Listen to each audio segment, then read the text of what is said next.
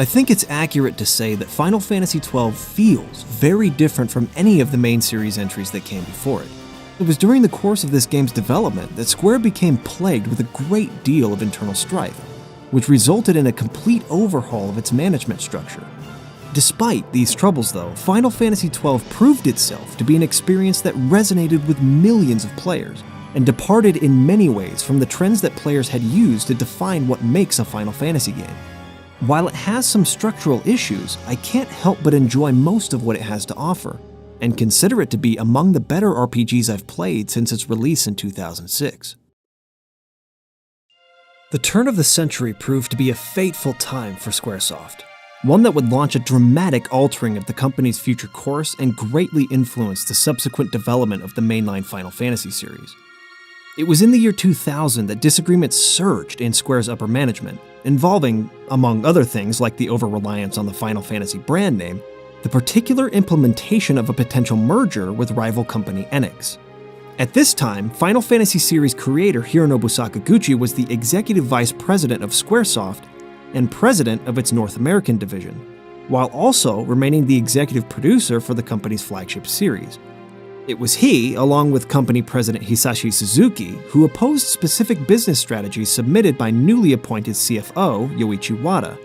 However, it was in the year 2000 that Square ended up recording a significant financial deficit where they had estimated a surplus, something that was directly due to the delay of Final Fantasy X, a game for which Sakaguchi was serving as executive producer. With Final Fantasy XI already deep into production and Final Fantasy XII beginning its development cycle, this delay for 10 came at exactly the wrong time for the financial reports, putting Square in red ink for the first time since the company had been opened to the stock market. It was Sakaguchi primarily who took responsibility for this, and resigned from upper management as a result, returning exclusively to a creative management position. As the company moved into 2001, Final Fantasy XII was announced to be in production in late January. This means that sometime within the previous year, the staff for 12 had been selected and put into place, which would have fallen into Sakaguchi's jurisdiction. With his protege Yoshinori Kitase working hard to finish Final Fantasy X, and Hiromichi Tanaka, a leading Final Fantasy developer and creator of the Mana series, busy managing the development of Final Fantasy XI, Sakaguchi decided to hand the reins for Final Fantasy XII's development to Yasumi Matsuno, director of both Final Fantasy Tactics and Vagrant Story. Alongside him, once again, was placed Hiroyuki Ito to manage everything to do with battle mechanics. However, just 4 months later in May, Sakaguchi registered a domain name for Mistwalker, alongside a registration to the United States Patent Office. This was most likely done in anticipation of the fact that Square's first feature film, Final Fantasy The Spirits Within, a project Sakaguchi had directed and President Hisashi Suzuki had supported, was projected internally to be a failure. Whether they knew to what extent it would fail is unclear, but the reality is that it became one of the biggest box office bombs in the history of Hollywood, and significantly damaged Square's financial standing.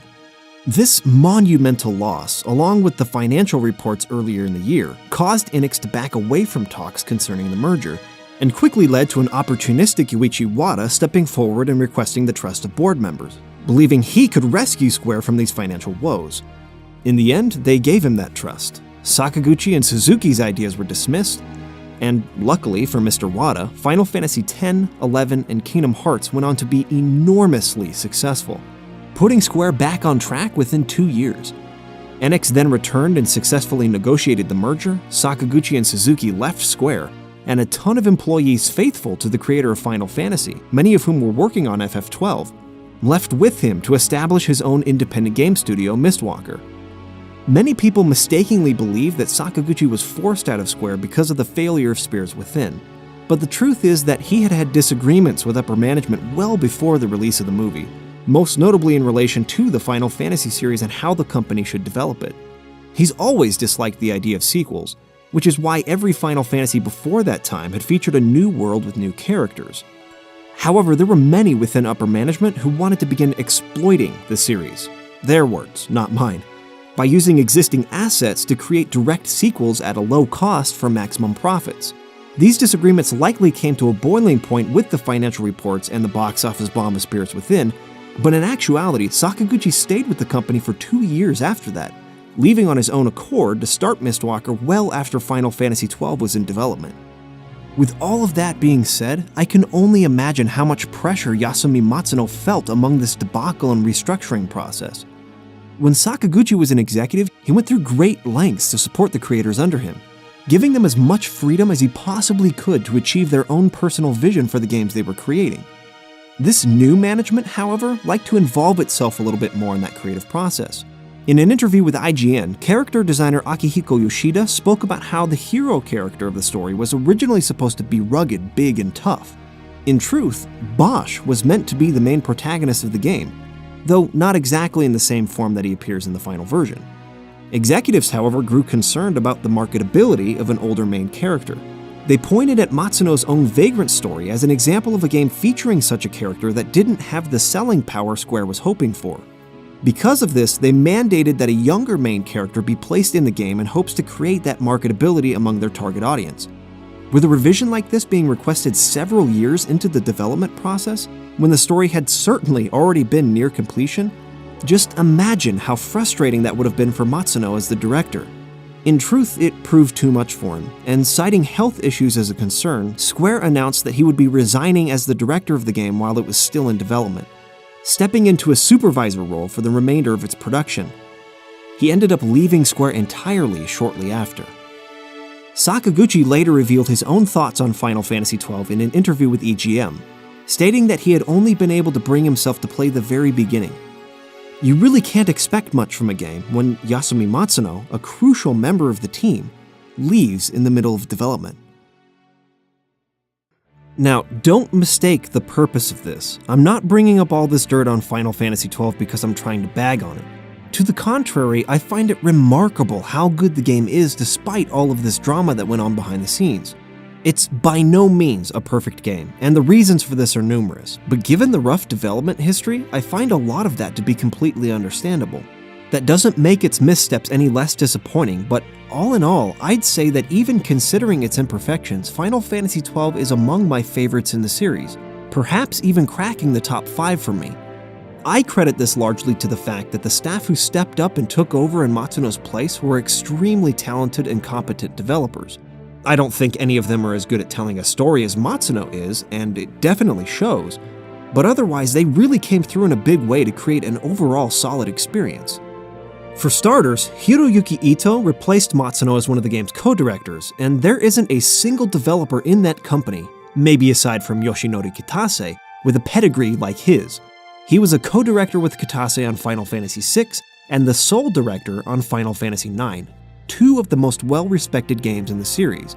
The second director to assume Matsuno's prior role was Hiroshi Minigawa, previously the graphics and real-time visual director, but also a developer who had been working with Matsuno since their time at Quest when they had made Tactics Ogre.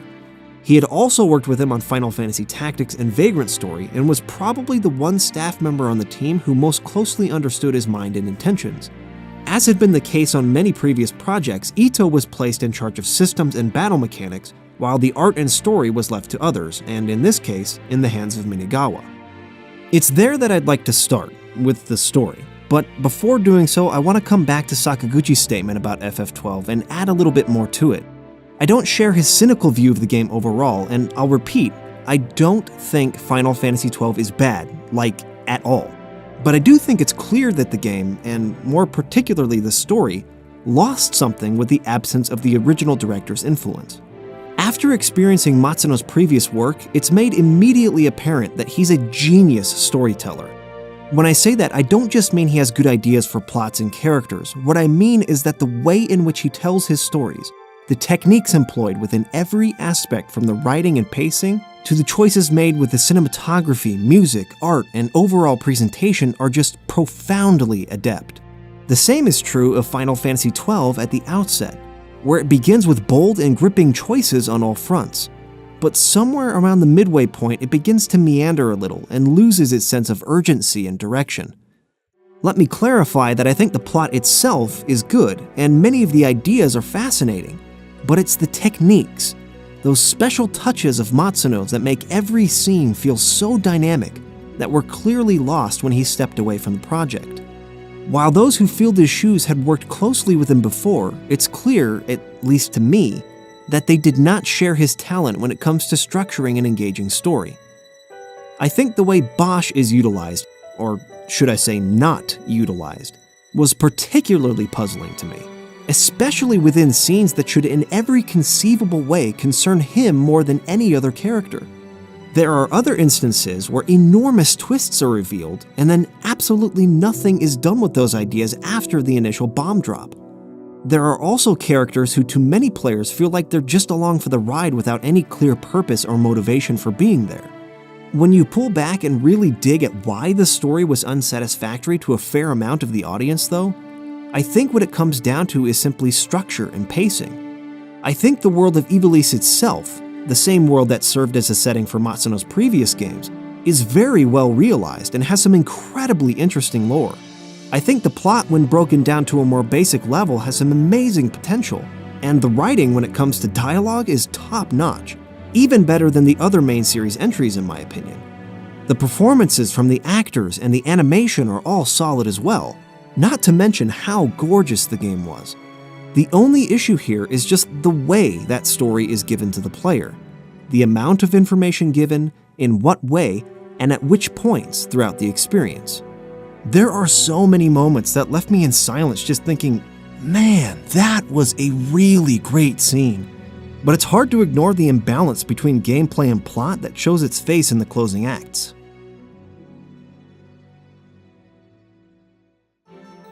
I find it telling that despite the fact that my first playthrough was nearly 70 hours long, I felt like the story was short. The truth is that the vast majority of those 70 hours were spent trudging through extremely long dungeons and field maps, fighting hundreds and hundreds of battles, and the story very much took a back seat.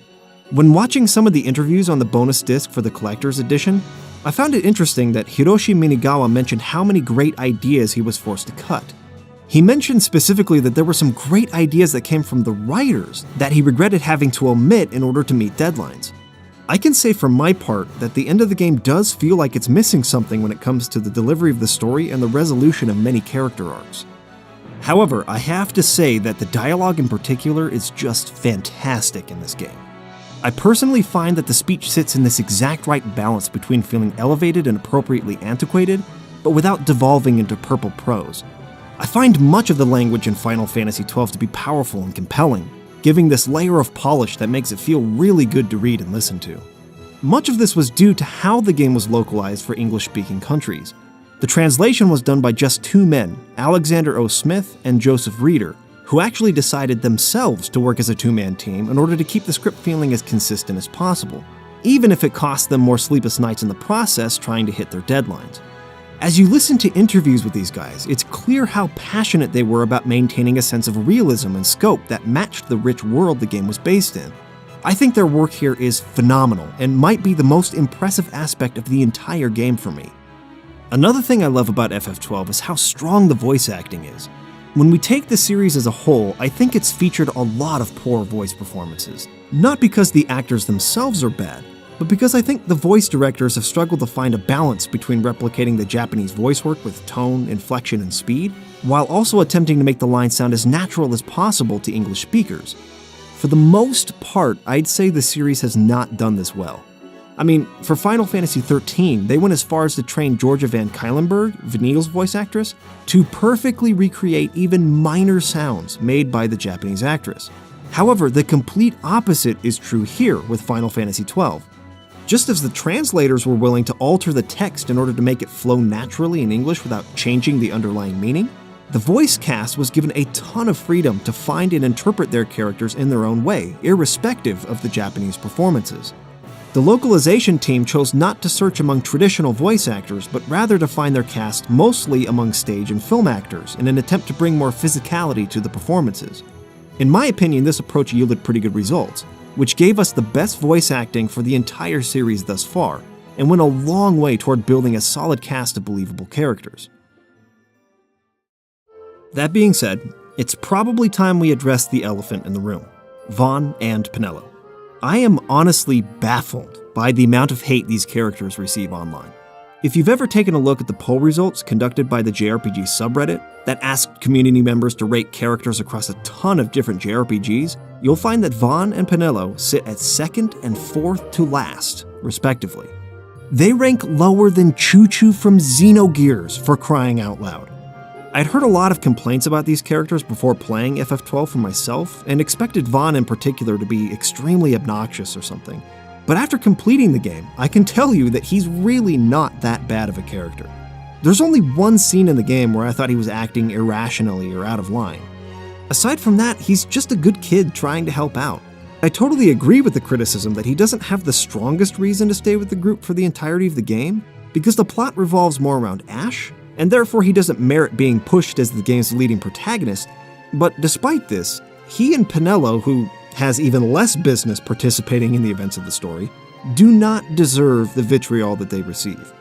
I like most of the scenes they appear in, and I think the developers were able to establish a believable bond between them that would definitely lead to their desire to remain unseparated. As for the rest of the cast, I like them a lot. I love Bosch's undying discipline and loyalty, Ash's conflicted journey and internal struggles, Balthier's irresistible wit and charm, Fran's poise and aura of wisdom, all of which is rounded out by a strong group of temporary non-playable characters that join the party throughout the game. However, there's no question that Final Fantasy XII could have used much stronger character development. It's undoubtedly lacking in that area, again mostly because the second half of the game is underutilized with its storytelling potential. But despite this, I like the characters. I think they're a charismatic group who are easy to get behind. It's just a shame that we get such a strong start in introducing interesting arcs when most of them don't go anywhere by the time the story concludes. I've gotta say though, I'm a big fan of the world Square created for this game. While Ivalice itself has served as the setting for Final Fantasy Tactics and Vagrant's story, this take on the world was certainly unlike anything we'd seen before. The story of Final Fantasy XII actually takes place in a time long before both games previously mentioned.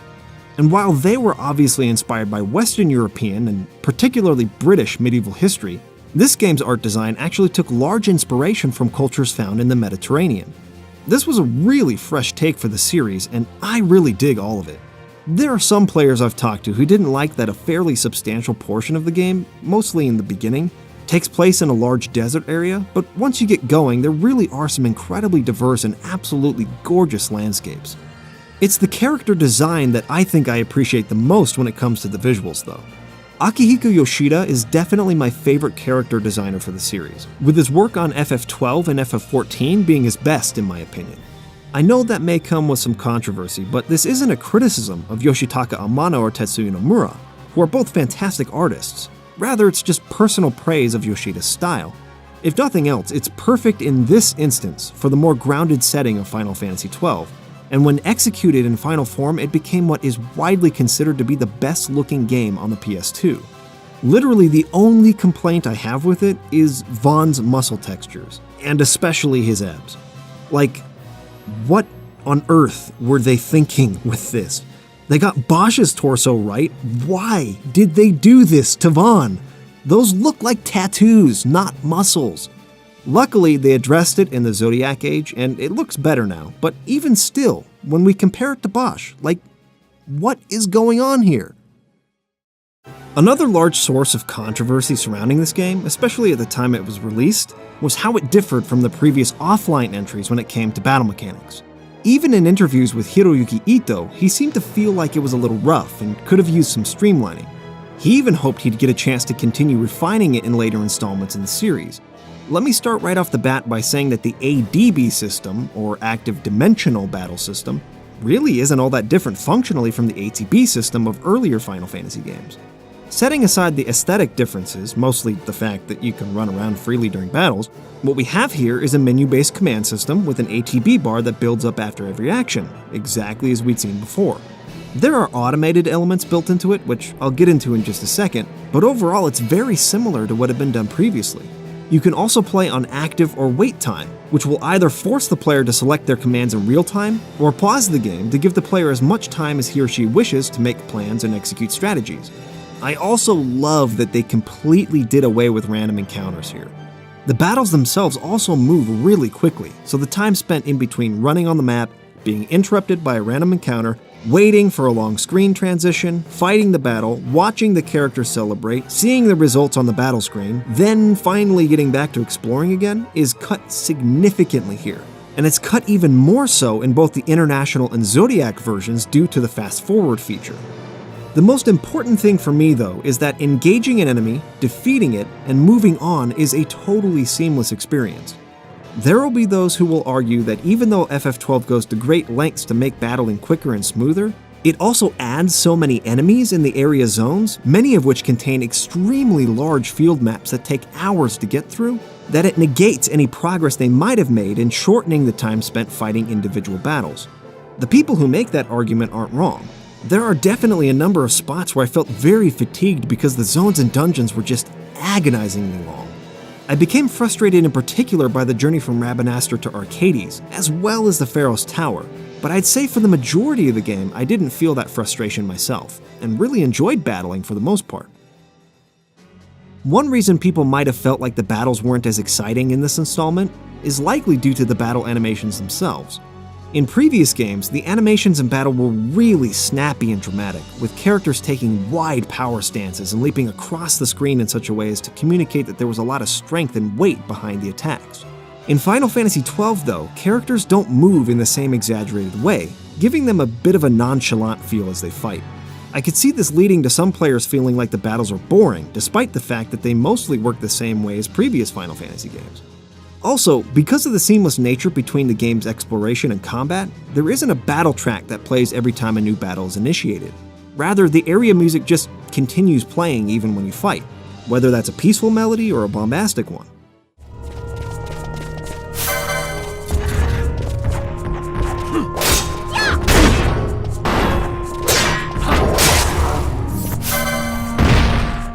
There's definitely some great boss battle music, don't get me wrong, but there isn't a standard battle theme like players were used to seeing in other installments.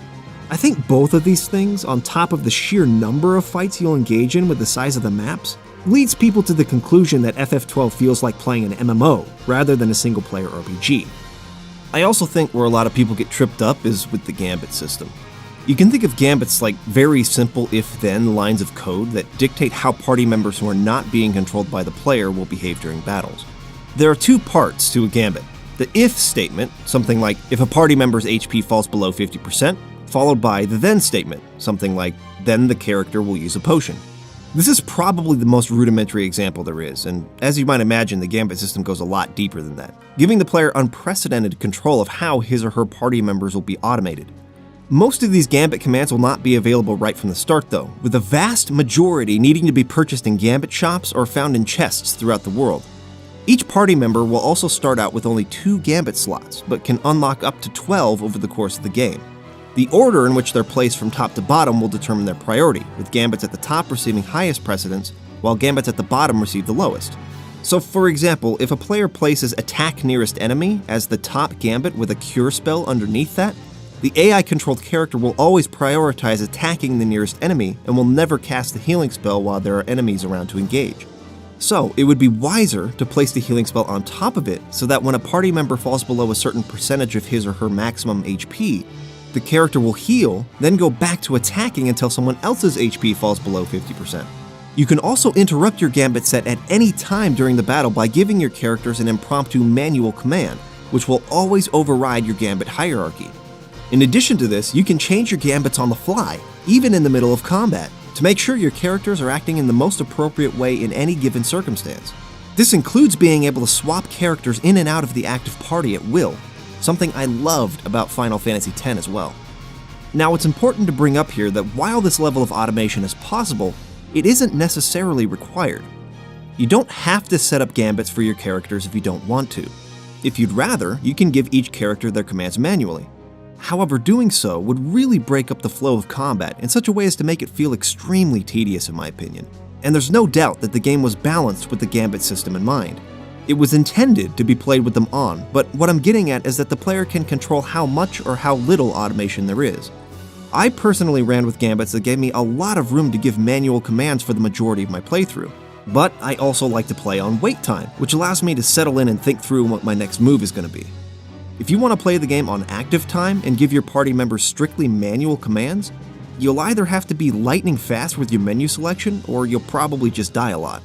I will admit though, even when playing on wait time, I found myself in later dungeons having trouble dealing with certain status effects quickly enough to be truly efficient with manual commands. And as soon as I set up gambits to deal with those status effects, all my problems melted away.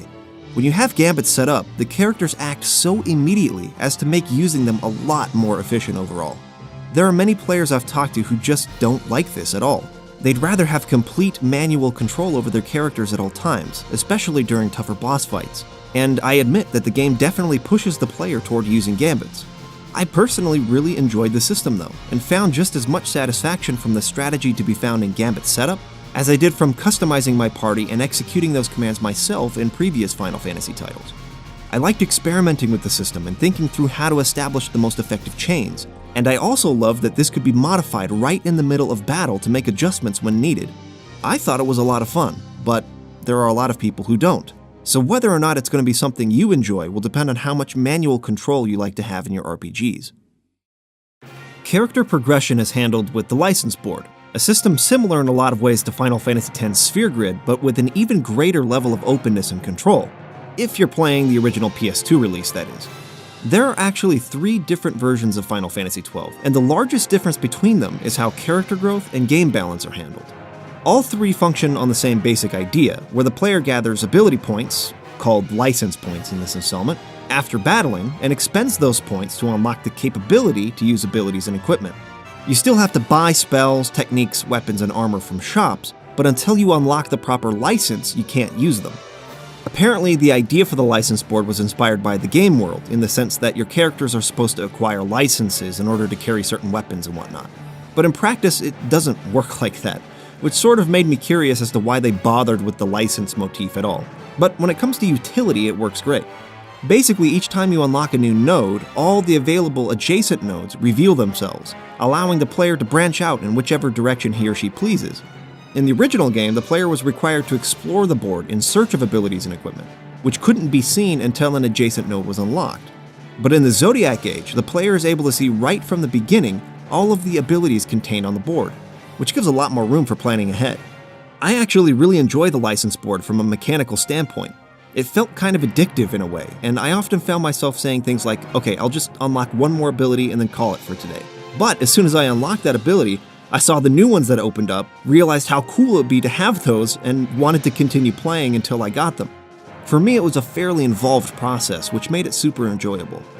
While the original release gave the player access to an open license board right from the beginning of the game, the international version, which was only released in Japan a little over a year after the original, locked each character into one of 12 available jobs, and the Zodiac Age, the newest HD remaster of the game on PS4, allows each character to select 2 of those 12 jobs. Abilities and equipment are now tied to specific classes, rather than being open for every character to unlock and use like before. As you can imagine, these differences actually change how the game is played fairly significantly, and from the developer side required some changes to game balance. The original game's super open approach left room, I think, to design some pretty challenging boss fights, seeing as if the player runs into trouble, the useful abilities and equipment for the fight can be gained by any, if not all, of the characters with a little grinding. I actually thought the balance of the original game was pretty spot on, with several bosses that caused me to rethink my strategy and switch up my gambits mid-fight. The international version was similarly challenging, with the added restriction of the class system requiring the player to use characters within specific roles. The Zodiac Age, however, is very, very easy in comparison. This is due to the developers purposefully reducing the game's difficulty, but also because of the addition of the second job for the characters.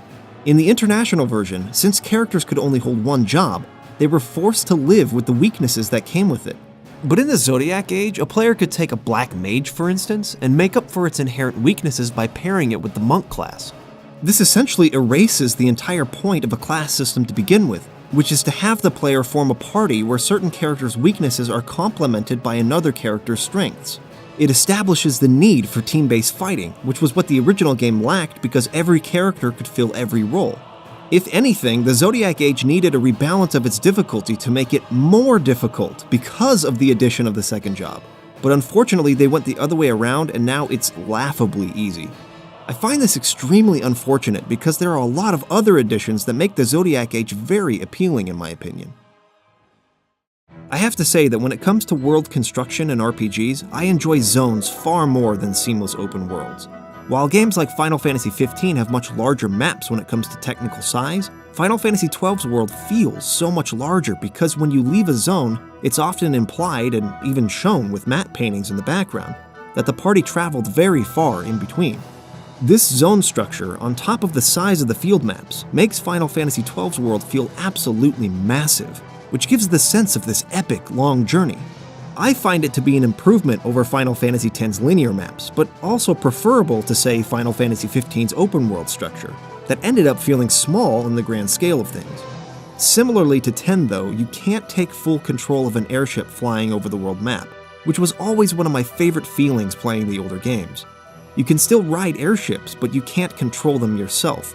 And there's almost no need to board them anyway, except to buy a few exclusive items and abilities, seeing as the game contains a teleport fast travel system. These are small nitpicks to be sure, but worth mentioning nonetheless. In terms of side content, Final Fantasy XII has a lot to offer. I think the most widely appreciated side quests are the hunts. Basically, as you progress through the game, hunts will be posted on boards throughout the world that the player can take on for added challenges. This is all tied back to a guild in Rabanastre, which has ranks that the player can ascend as you complete more of these hunts, and in the process unlocks access to a certain shop with really good equipment and accessories. I enjoyed many of these hunts, several of which contain the most well-designed fights in the game and have extended many players' total playtime well beyond 200 hours. There are also dozens of additional side quests on top of the hunts, rounding out the game's total number of features quite nicely.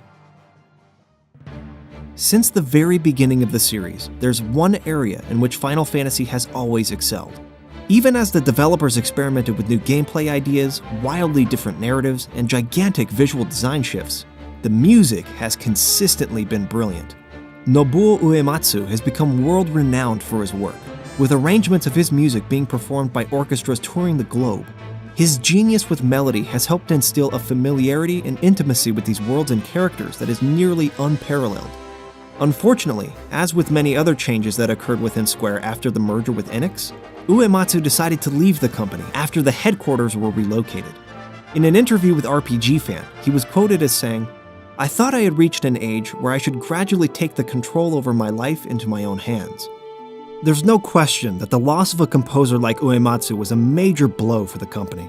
His music was a vital part of what the identity and soul of the brand had become.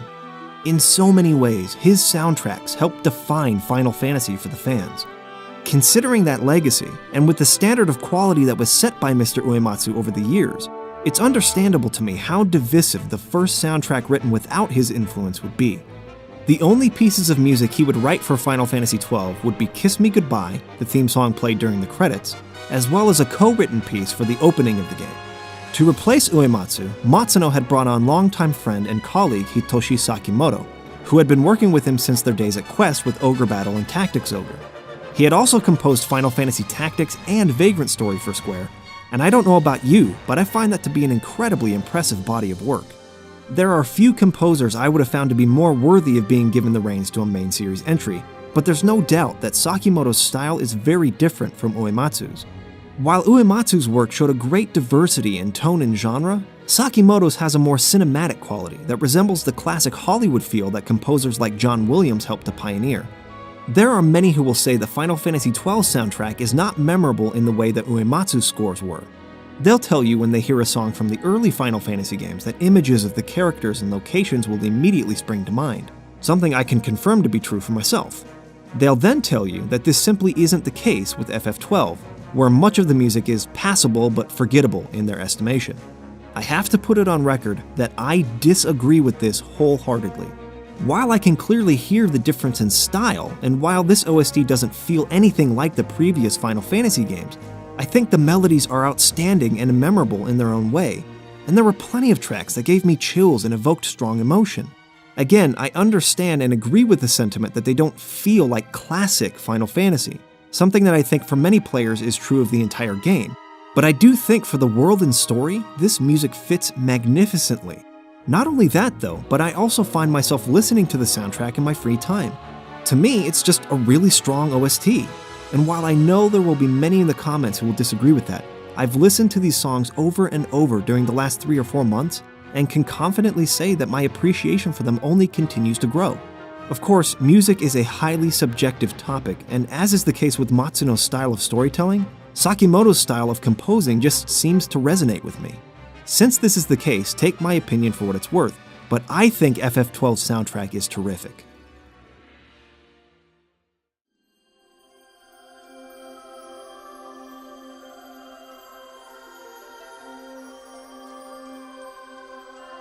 The unfortunate thing about analyzing these Final Fantasy games, especially now that I've entered the more divisive modern era, is that there's a passionately beloved legacy looming over each game that only becomes more untouchable as time goes on. With each passing year, it seems the classics are held in even higher esteem, and newer entries are judged even more harshly. It is true, undoubtedly, that Final Fantasy XII is a very different kind of experience from the classics, both tonally and mechanically, though it does retain enough familiarity to me to justify its status as a main series entry. On top of this, I really do feel that it's a very good game in its own right. It has some problems, certainly, and I definitely felt some frustration during more than a couple of sequences, but the narrative style and writing, as well as the art design, voice direction, and music, all seem to hit the right note for my personal tastes, and to be frank, I enjoyed it tremendously despite its imperfections. I love Yasumi Matsuno as a storyteller, and while it's clear the loss of his influence affected the game in the later stages, I still very much appreciate what he was going for. I also enjoyed the battle mechanics and character progression system, even though I can understand why purists and other players didn't. When all said and done though, I look back on my experience with mostly positive feelings, and I definitely recommend this game to others who, after listening, feel as if they have similar tastes to mine. However, if you don't, and there are plenty of others who don't, there's a pretty good chance that you won't like what it has to offer. As for me, I give Final Fantasy XII 4 Bosch von Ronsenberg of Dalmascas out of 5. Thank you for taking the time to watch my review of Final Fantasy XII. If you're interested in seeing my other Final Fantasy reviews, there's a card here on the left side you can click that'll take you to a playlist for all the ones I've done so far. Also, if you like what you see here and you'd like to help support the channel, please feel free to check out our Patreon page. Thank you for all that you do, and we'll see you again really soon.